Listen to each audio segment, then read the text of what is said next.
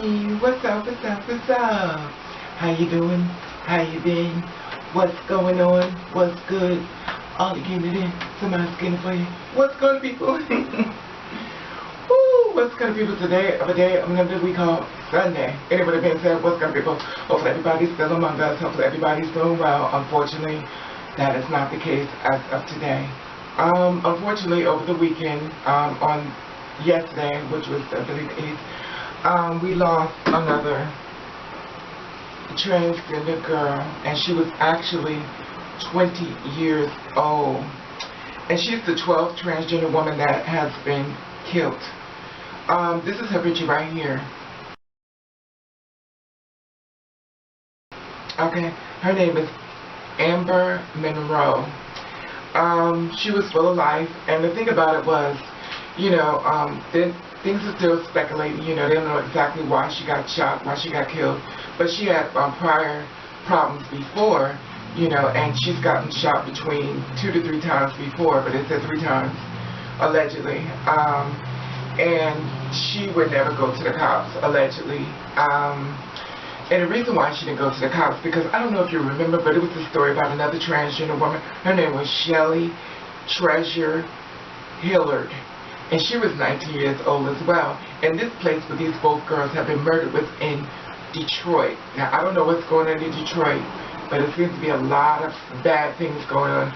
I don't know, because I don't live there, but I've talked to other girls, and it was like, you know, it's kind of on both sides of the fence anyway. But it's, you know, we have to do things within ourselves and, you know, have to always be safe. It doesn't matter what state, because crime is happening all over the world. Anyway, that being said.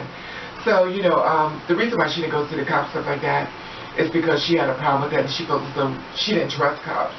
You know, it's sad, because when you're a transgender woman, a lot of times we're a target, and we kind of go through them changes when it comes down to cops, because a lot of times they don't take us serious. A lot of times they make us the perpetrator instead of the victim. Somehow they make it and move it around.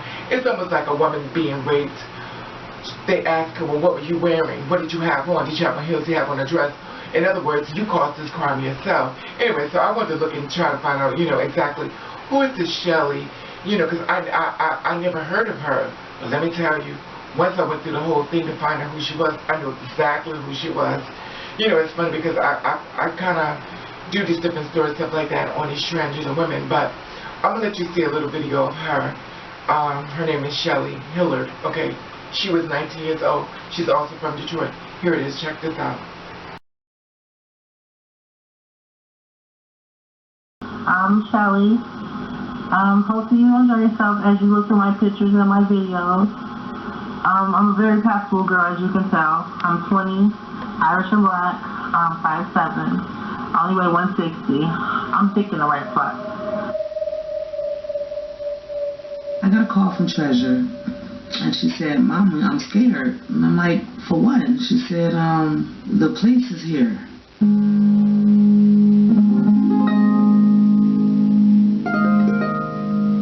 Cops roll up, and when they find her with a little bit of pot in the room, they say, "If you don't call your dealer back to the scene right now and work as an informant for us, we're going to send you to jail or prison." If confidential informants are identified, death is a great likelihood. I can't say this is about a hate crime. I can't say this is about this. It's about this systematic form of oppression in terms of government control of bodies in a larger way. And Shelly was an unfortunate victim in that. When I saw her just living her life and living in her truth, I mean, had these gorgeous red braids just down her back, and I'm like, yes, girl, you know, it just really inspired me. One thing that money can't do is replace my sister, and I miss her so much.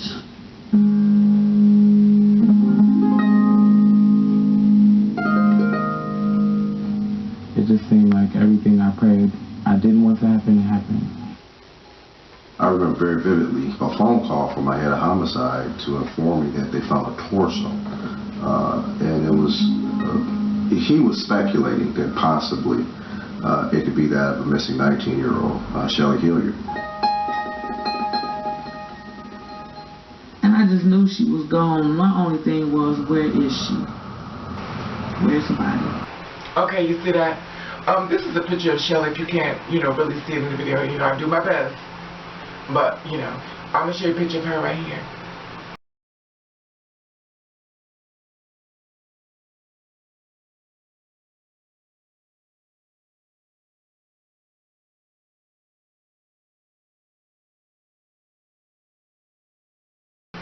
Okay, now I'm going to show you a picture of the guy who allegedly killed her. Here he is right here.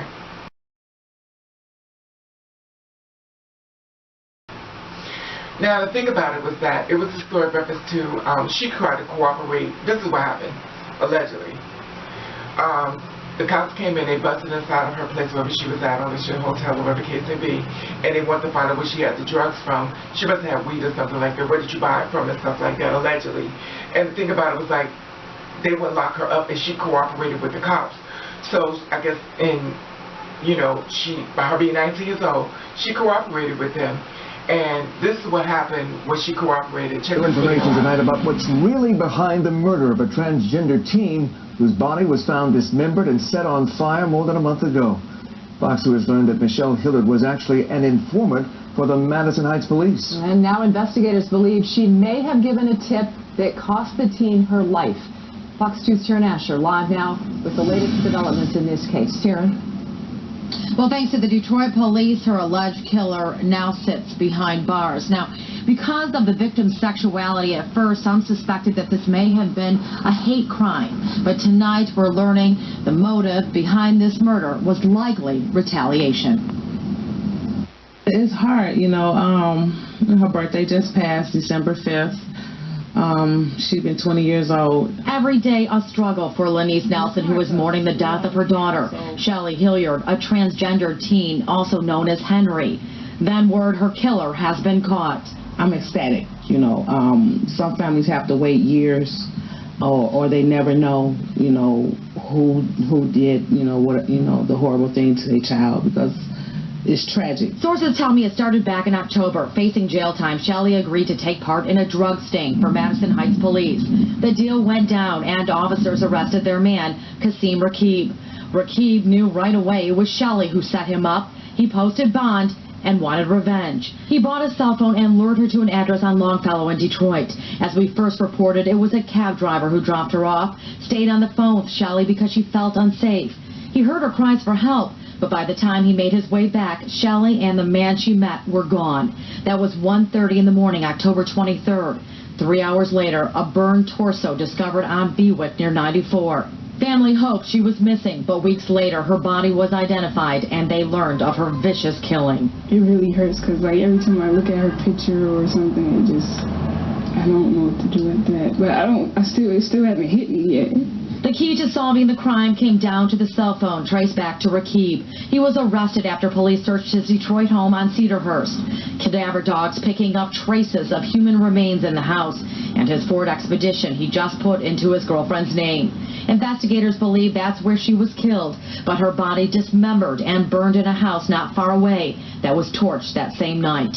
Kasim Rakib now sits behind bars, charged with premeditated murder and mutilation of a body. We're just very excited that they do have someone in custody, and God is working, so I know justice will be served.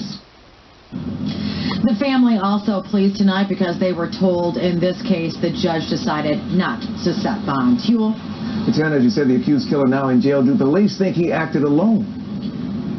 Well, one thing that really made them very curious that maybe he did not was when the cab driver heard a lot of commotion in the background, he did tell police that he heard more than one person. So it is suspected that this man did not act alone, but right now police don't know who that may be. So if anybody has any information, they, of course, should call Detroit police. Okay, you see that? Now, she cooperated with the cops and stuff like that. I don't know if you ever heard the story and stuff like that, but I've heard it before about a transgender woman. See, this is the part I got to the story. I didn't know about the whole how it all. I heard it was a transgender woman that went on to someone's house and she got killed. That's all I ever heard. And I heard that the person who kept driving her there was a taxi driver. And I heard that he was hearing her screaming, but he didn't come inside to help her. And the thing about it was that I had no idea that all of this was linked over to that one story. And the thing about it was that, the cab driver heard her and then screaming for help and stuff like that, but allegedly they were saying it could possibly be more than 2 people that was inside, you know.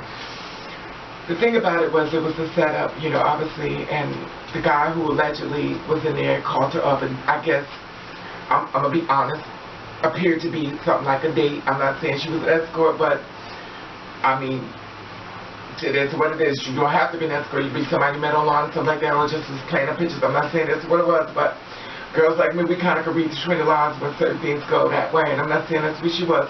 Well, the people say, oh, you trying to say she was an escort. No, that's not what I'm saying.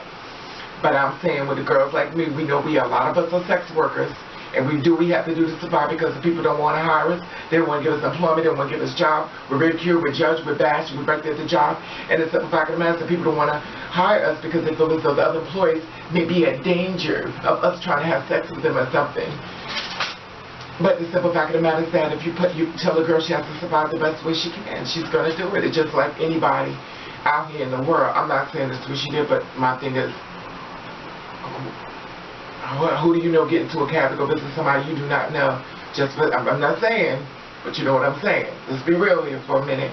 Anyway, that being said, so she went out there and stuff like that. The guy heard her going on and stuff like that, and you know, she got killed. And she got killed for cooperating with the police. And you know, like the guy said in the video, he said, well, if you cooperate with the police, 9 times out of 10 you may end up getting murdered. You know, and it's sad because, you know, when you're young, you kind of feel as though, you know, it's a cop, they're going to protect and serve. And a lot of cases it's not like that. Anyway, back to the story of Amber Monroe. That's the reason why she didn't go to the cops when she got shot allegedly 2 to 3 times, because she was afraid that it would get turned to her, and either way she would end up murdered. And it's so sad because if a person gets shot, we'll just say 3 for argument's sake. If a person gets shot 3 times, at that point, you know, someone's trying to kill you. And by you being young and not being afraid of the person trying to kill you and the person who is supposed to protect you, it puts you in the middle. It makes you like a target. And it's sad because she didn't feel as though she could really trust anybody to help her. And that's a horrible place to be. You know, in the world we live in, I don't know. But I always tell the girls like me, you know, sometimes the only person that's going to be there to save you, the cavalry, is going to be you. My heart goes out to both women and stuff like that. You know, 19 years old and just barely 20 years old is very too young to be murdered and killed for being in your truth. And no one deserves to die.